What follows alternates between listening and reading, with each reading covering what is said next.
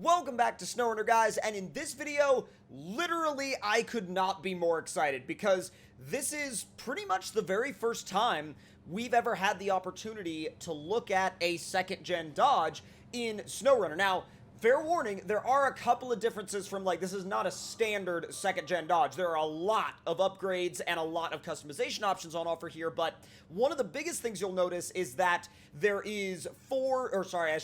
are four doors, four full doors. Now, this is not an option that was ever really offered from the factory, but there are aftermarket conversions to do this to a second-gen Dodge. People have done them before. We're also running a long bed setup, and we're also running currently anyway, we're running sort of like a fourth-gen style bumper. Now, I don't know yet whether or not we can switch that out, but we'll find out once we get into the garage. Now, this is a joint project from the ever-ongoing joint project between Risky and Rexy called R&R Customs, and I gotta say that even in the configuration that it comes with, right when you spawn it in the testing grounds, it is quite the thing to look at. It's an absolute beast of a truck. You've got a full detailed suspension. You've got, actually, that rear bumper's got some, pretty good-sized pods in it, too. And without any further ado, let's go ahead and fire it up, take it into the garage, see what we can do with it, and then we are going to go take it for some test runs. Now, also, I'm not quite sure if this is going to make it onto console. I'm sure it has the files in there. It just depends on whether or not it gets approved. So on that front, we'll have to wait and see. So let's go ahead and fire it up and take it into the garage. Oh, it doesn't. That's weird.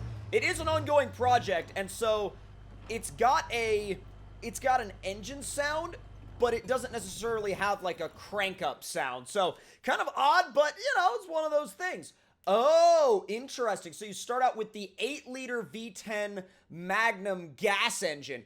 That is an engine I have not heard anything about in so many years. So 8-liter V10 gas Magnum, 5.9 12-valve turbo diesel, and 5.9 24-valve turbo diesel. Now, in the comments section down below, because I know this is going to be a super intense topic and a super interesting back and forth conversation to have, if you were going to build one of these engines, would you build a 12-valve or would you build a 24-valve?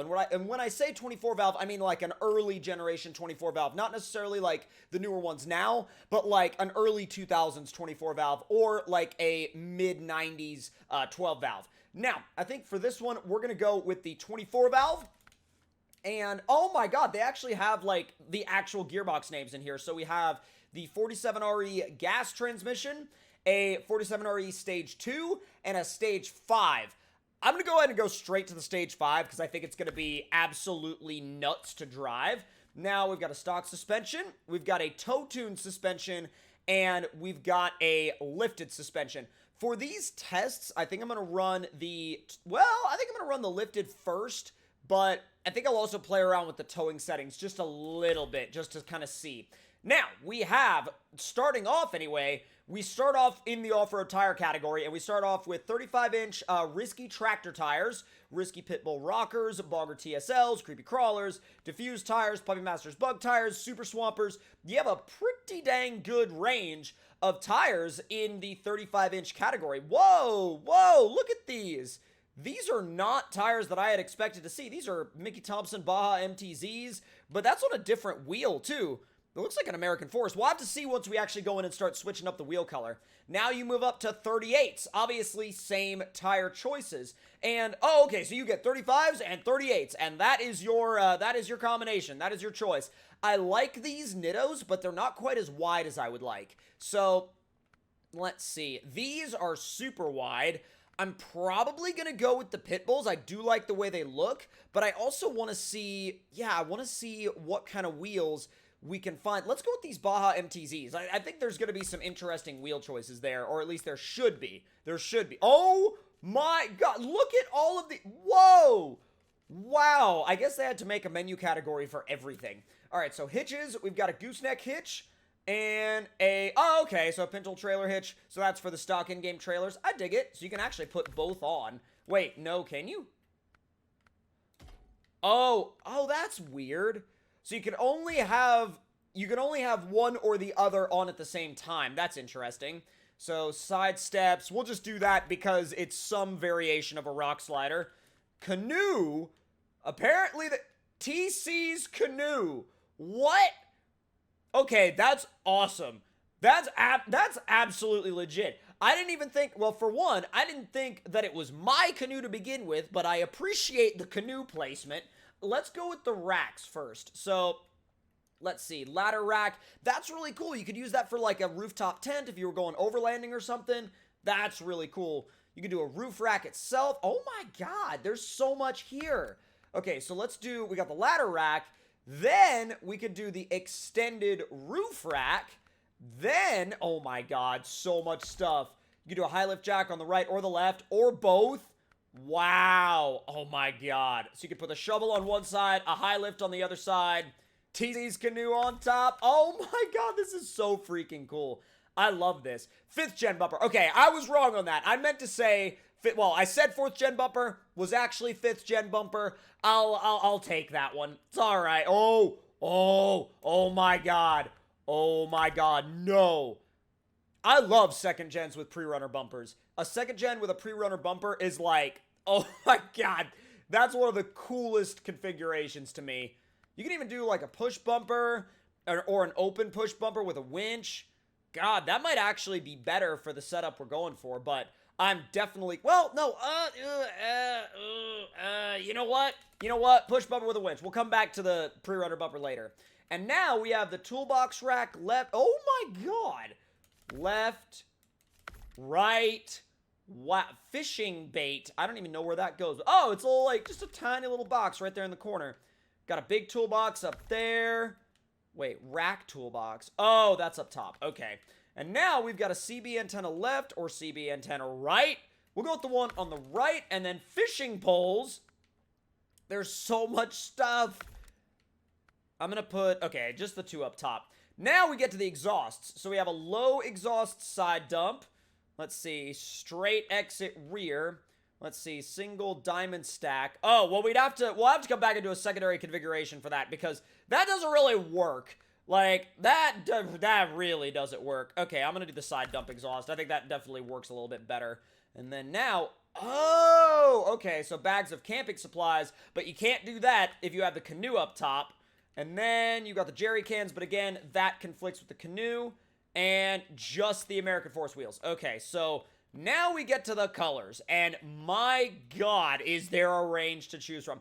Actually, it looks really good in white, like white or gray. There's so many colors that look good on 2nd gens. Oh man, no beans for right now, but that's all right. We'll come back and change up the customization in a minute. Holy smokes. Dude, for like an adventure setup, this is nuts. Oh my god, the torque. The torque, I was not expecting that when I kicked the clutch and just stayed in the throttle. Like, the back end of the truck just came right around. You got, like, a legit 2nd gen interior, too. The pillar pods, wow. This is nuts. And I know it's not done yet, but, like, it was released as a work in progress, and I'm sure they'll update it, you know, as they go along.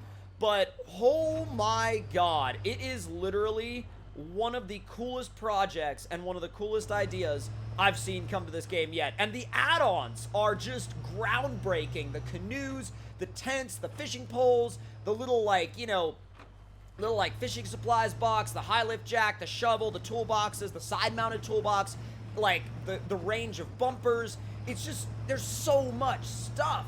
And I think that the coolest part about it is that you literally cannot use all of these items at the same time, which means you literally have to decide, how do I want to set my truck up? Climbs it like a beast. Let's go.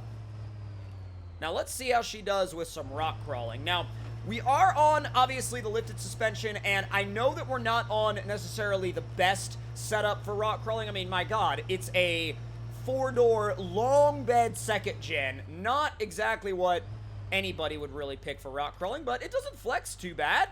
Let's see how she does up the rocks. There she goes. There are areas where the long wheelbase can both help and hurt you. That's for sure. Odd line. Not a line I normally take, but that's alright. The center of gravity is really good, keeping me planted. Made it up. I mean, it made it up a little bit awkwardly, but it still made it up. Oh, no, no, no, no, no, no. Aha! ultra length electric winch. They need to put in a crank up sound. They really do. That's definitely something that's needed. All right, let's head to the mud now. And I might actually give it a slight tire adjustment now that we're out here. Repair and refuel, go back to the garage, and let's see.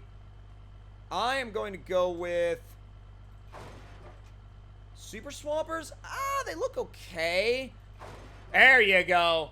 There you go, TSLs. All right, now we're going to head for the mud with this setup, and I'm sure this will do just fine out here in the mud. Let's see how it does in high. Come on. All I'm missing is beans, bro. That's it. That's all we're missing.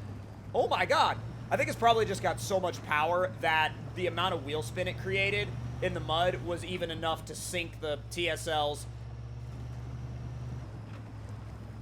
Look at it go, though. That's wild. All I'm having to do is making sure I'm in the right gear in automatic mode, and it just digs its way right through. That is not bad at all, but you do actually have to be aware of what gear you're in. You have to be aware of the approach you're taking, and it is starting to bog down a little bit. I threw it down into literally the lowest possible gear, so hopefully that gives me the advantage I need, but I'm still getting a little bit of spin. I think it might just be because I have the max power tune on it, and if I was to back the power off a little bit, it'd probably be a lot easier to make its way through here, but let's make our way on out. And its performance in there definitely tells me that if I tried to take it into the pond, it would get stuck, and it would get stuck bad. Like, it would not have a good time in the pond. Yeah, that would not be right for it, that's for sure. Are you gonna get stuck on the way out? Whoa, I've never had anything get stuck on the way out of here before. Holy crap, it just needed a little bit of a nudge. Yeah, just a little bit of a nudge with the winch, but that's all right. So I think maybe this, like, the only thing that it gets a little iffy about is the deep, deep mud. Now, the dips obstacle, it should be fine. It should be absolutely fine over the dips obstacle. Now, the reason why we're actually taking this route is because I am on my way back to the garage to change up the configuration. But on my way there, I really want to see what we can actually do with it as we run it through our standard assortment of tests. Now, the approach angle is actually pretty okay. I mean, it does dig in the bumper a little bit, but if you attempt this obstacle straight on, it's pretty okay. I'm not, you know, I'm not mad about it for sure. Definitely, it could hold its own on, you know, whatever campaign map you wanted. It would probably get a little bit sketchy with the snow. Like, if you took it out to the Kola Peninsula, it would definitely have some issues out there, I think, with, like, the deep, deep snow. But again, that's realistic. So, is that really a bad thing? I don't think so. So let's repair and refuel, and we're going to head for the bridge jump. It's a shame I don't have Beans with me, because I always like to make sure I bring him so he can enjoy the bridge jump along with me. Whoa, whoa, all right. That torque was coming in, I'll tell you that. Come on. So it's actually, it's weird. I feel like it would be, whoa, okay, he likes to slide, all right. I feel like it would be a lot faster if it had a 6th gear, but it doesn't need it, though, that's for sure. It really does not need it. I mean, look at this. It's just pulling this hill in 5th gear. It doesn't even need downshift. All right, up and over the top. Kicks it in a weird way, but that's all right. Let gravity pick up the speed. Let gravity pick up the speed. Oop. I'll tell you, not the most dramatic bridge jump ever, but, I mean, a good performance nonetheless. Now that we've done a full test circuit, let's go back to the garage, and we'll change up the setup one more time from kind of like overlanding, canoeing setup to more of a, I wouldn't say race truck, but more like just, you know, send it and have fun kind of truck. We're going to take all of the upgrades off except for the overland gear, and actually to kind of streamline that process just a little, well, you know what, we'll do it in the garage, because that's how most people are going to do it. So, let's see. We'll leave all that stuff, and then now, we're going to go down to the tow suspension, and we're going to leave the current tire setup on it, but I'm going to remove TC's canoe. I'm going to remove all that stuff, and then I'm also going to remove, where is the, toolboxes. There we go, and exhausts now. Now, let's see. You got one right in the middle and 2 right on the sides. That one should be offset either to the right or the left, but, like, in the middle, it looks really weird. So, Wait, single diamond stack. Oh, okay, I see. Where's the... Oh, does that just literally go right out the back? Oof. Okay. So we'll do the dual stacks, and we'll just see how it looks with that once we go outside the garage. And I'm gonna paint it red, because I have to. Okay, yeah, that looks wild. That looks absolutely nuts. That looks great. I know some people are gonna be like, oh my god, it rolls too much coal, but does it though? Does it though? I don't know. I mean, isn't that like half the point of having a second gen in SnowRunner? God. This is something we have needed for so long. And like, to me, I think this is definitely one of those trucks that's gonna add to the game in such a cool way. And if you guys enjoyed this look at this rig, please let me know your thoughts and opinions on it in the comments down below. Hit that like button if you enjoyed, subscribe if you're new, and I'll see you guys next time.